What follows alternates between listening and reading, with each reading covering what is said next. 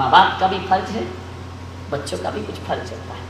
ऐसी जिंदगी बनाओ कि लोग पूछें कौन सा पुण्य तुमने किया था। आज हम संतों को देखो, हमारी ही जय जयकार नहीं होती है, हमारी माँ बहनों से भी लोग कहते हैं कि बताओ धन्य है वह जननी जो ऐसे बच्चों को जन्म दिया करती है। ध्यान रखिए, ऐसा जीवन बनाओ। आज की युवा पीढ़ी से मैं यही निवेदन करना चाहता हूँ, ऐसा जीवन बनाओ लोग तुम्हारे माँ बाप के पुण्य की सराहना करें। बताइए क्या कोई कितने भी धनपति हो जाना, कोई सराहना ना करेगा, लेकिन चरित्र ऐसा बनाओ कि दुनिया के हर माँ बाप समझे कि ऐसा बेटा हमारी कोख से भी पैदा होना चाहिए, उनका माँ बाप बनना सार्थक और सफल हो जाएगा दोनों तरफ से। बुढ़ापे में एक बाप का ही फर्ज बनता है कि वह घर की चाबी के लिए इतनी पकड़ के ना बैठे चाबी कि बच्चों को तुम्हारे मरने का इंतजार करना पड़े। समझना है जिंदगी, इतना महान जीवन जी।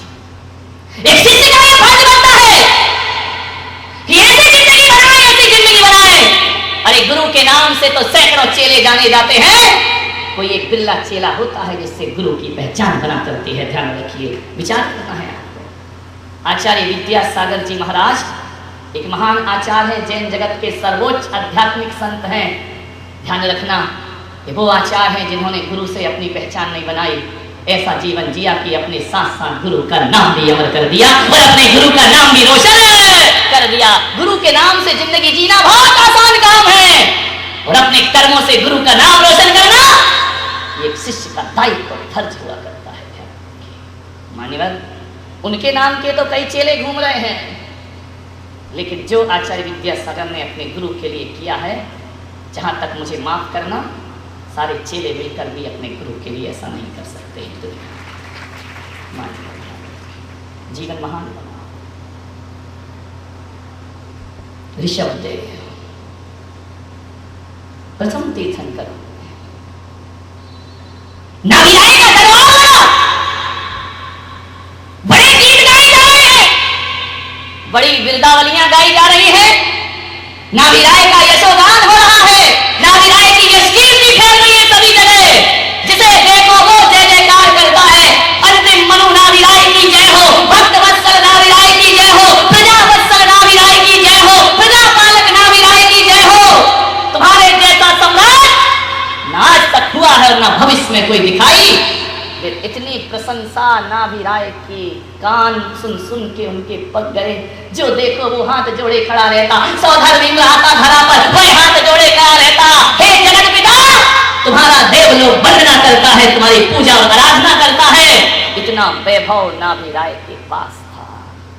ललच रहा होगा ना मन, तुम्हारी औलाद भी तुमसे इज्जत से नहीं बोलती है। ध्यान रखना, दुनिया में इज्जत कमाई तो क्या कमाई, घर में इज्जत कमाओ अपने।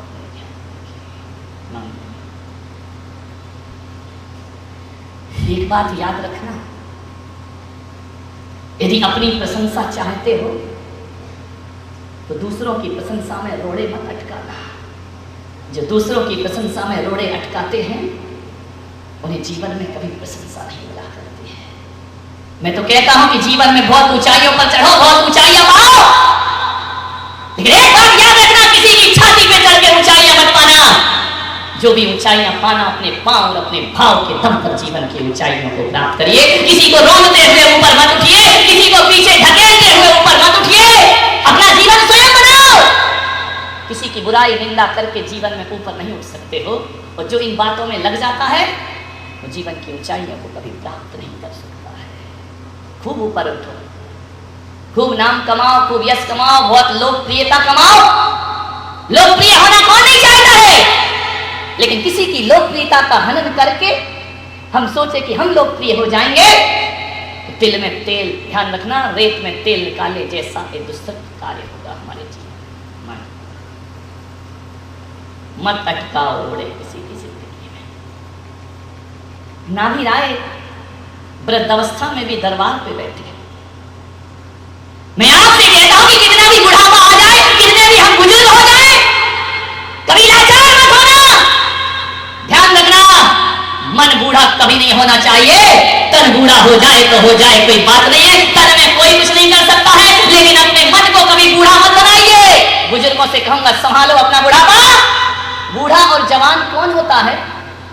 किसे कहोगे जवान और किसे कहोगे बूढ़ा? मान्यवर, जो व्यक्ति ये कहता है कि मेरा जमाना चला गया, मेरा समय चला गया, मैं कुछ नहीं कर सकता, समझना वो बूढ़ा हो गया है।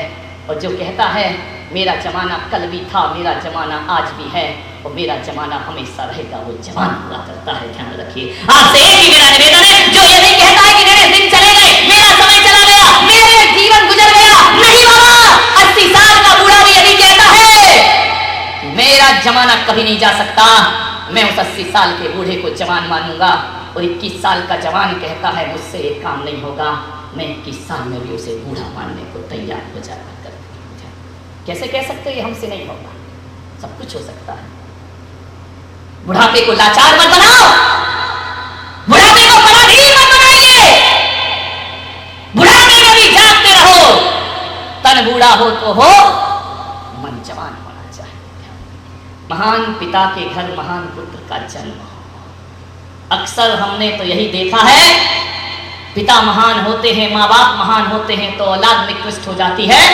और कभी कभी ऐसा होता है कि औलाद महान होती है तो माता पिता निकृष्ट हो जाया करते हैं। ऐसा कभी नहीं मिलता है कि महान पिता के घर महान पुत्र का जन्म हो। बहुत कम होता है जिसके माँ बाप भी महान हो और जिसका पुत्र भी। बहुत कम। ऐसा जीवन या तो अयोध्या के सम्राट नाभिराय के जीवन में घटती है ये घटना, या किसी दशरथ के जीवन में घटती है। महान पिता के घर में महान पुत्रों का जन्म। सबके बस की बात नहीं है, ध्यान रखना है। हो सकता है आपकी औलाद इतना अच्छा जीवन जिए जितना अच्छा जीवन आपने ना जिया हो सकता है आपकी औलाद ऐसा जीवन जिए कि जिंदगी भर की तुम्हारी इज्जत मिट्टी में मिलकर के खाक हो जाए। बहुत किस्मत वाले होते हैं महान पिता के महान पुत्र होना। ऋषभदेव केवल अपने महान पिता के महान पुत्र ही नहीं थे, बल्कि ऋषभदेव ऐसी विभूति थे इस धरती पर कि महान पिता नाभिराय के महान पुत्र ही नहीं बल्कि भरत बाहुबली जैसे के महान पिता बनकर के भी ऋषभदेव खड़े हुआ करते हैं। ध्यान रखना, महान पुत्र ही नहीं महान पिता ऐसा बहुत कम होता है। हो सकता है कि आप अपने माँ बाप के महान पुत्र हो लेकिन आपका पुत्र महान ना हो। पुत्र महान होना अलग चीज है और बच्चों का महान पिता बनना अलग चीज हुआ करता है। बहुत वैभव उस परिवार। मैं पिताओं से निवेदन करूंगा कि अपने बच्चों को ऐसे संस्कार दीजिए।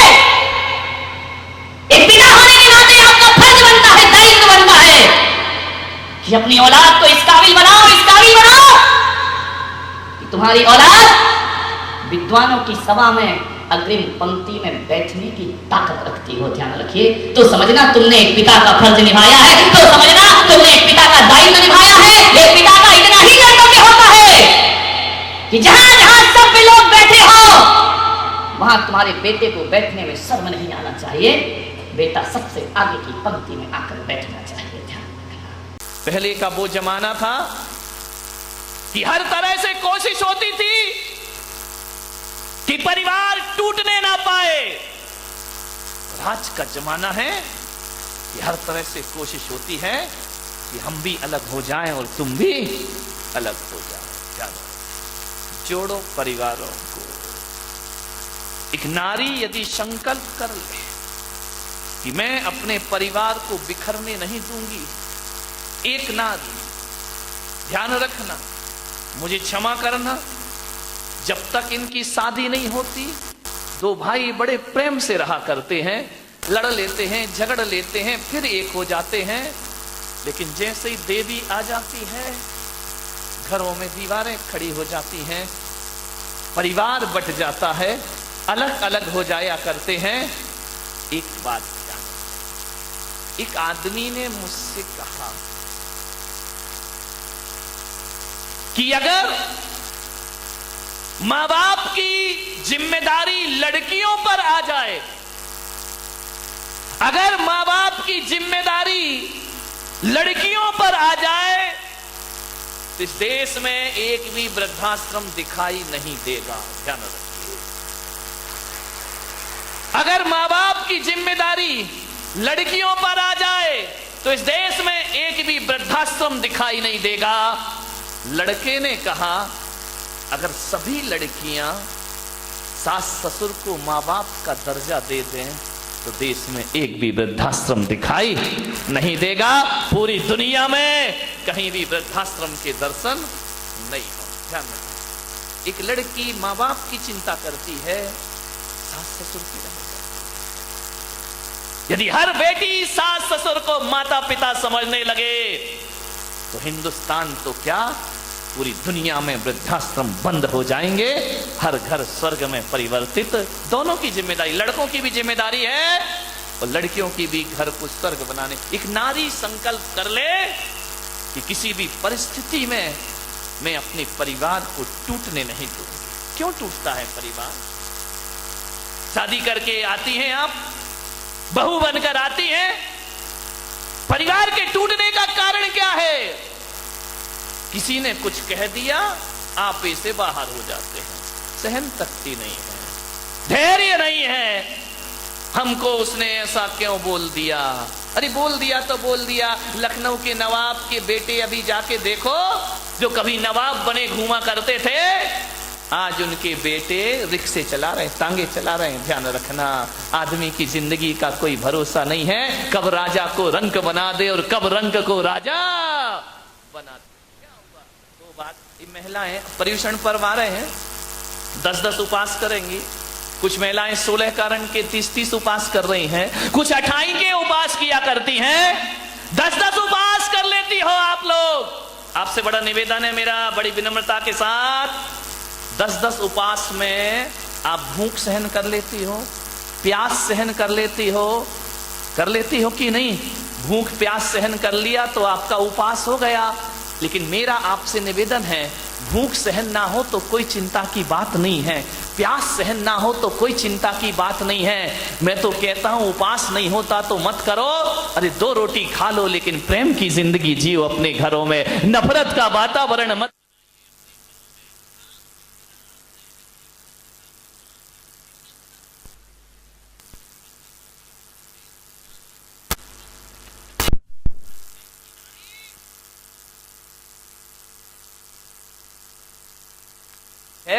प्यास सहन हो जाती है, लेकिन घर में 2 बात किसी की सहन नहीं हुआ कर। मैं कहूंगा, भूख प्यास सहन करने वाला उपवास हो या ना हो, परिवार में 2 बात सहन कर लो, इससे बड़ी तपस्या दुनिया में कोई दूसरी नहीं होती है। किसी 2 बात सहन कर लो, किसी ने 2 शब्द बोल दिए, सहन कर लो मेरे भाई। यदि सहन कर लिया, इससे बड़ा कोई तपस्या नहीं, इससे बड़ी कोई साधना नहीं है। सबसे बड़ी साधना यही है, सासू ने कुछ कह दिया सहन कर लीजिए, बहू ने कुछ कह दिया सासू सहन कर ले, देवरानी ने कह दिया जिठानी सहन कर ले।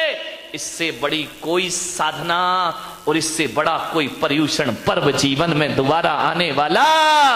जहां भावनाएं हो, जहां संवेदनशीलताएं हो, जहां त्याग हो, जहां बलिदान हो, जहां एक दूसरे के मान सम्मान का ध्यान रखा जाए, उस समूह को मैं परिवार का नाम दिया करता हूं। वह परिवार समझा जाता है परिवार। ध्यान रखना मान्यवर, परिवार बिखर रहा है, मकान बन रहा है, परिवारों को संभालने की कला सीखी।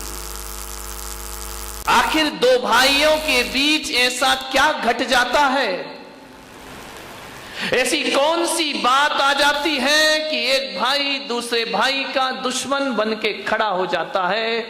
ऐसा क्या बात मन में आ जाती है बड़े होते होते कि एक भाई कहता है ये धंधा तेरा है और एक भाई कहता है ये धंधा मेरा?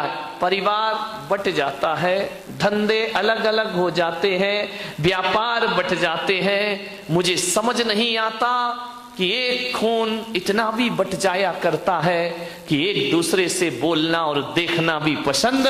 ये हालात है हमारे देश के।